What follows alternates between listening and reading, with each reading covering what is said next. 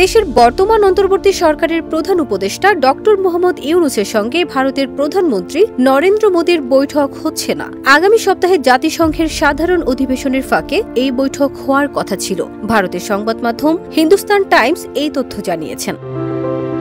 250-টিরও বেশি design option নিয়ে Walton smart fridge, বোঝে আপনার প্রয়োজন।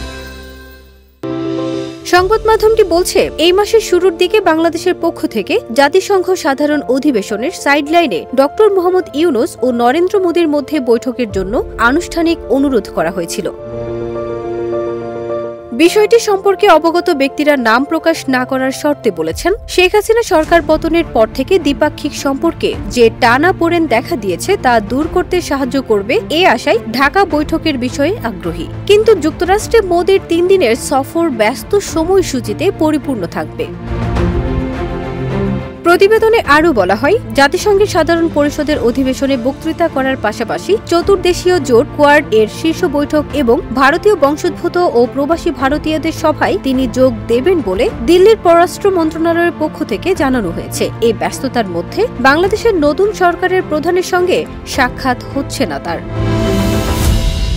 প্রসঙ্গত, জাতিসংঘের সাধারণ পরিষদের অধিবেশনে যোগ দিতে আগামী 21 সেপ্টেম্বর যুক্তরাষ্ট্রে যাচ্ছেন ডক্টর মোহাম্মদ ইউনূস ও নরেন্দ্র মোদী। ফারজানা নিকিতা, দেশ রূপান্তর।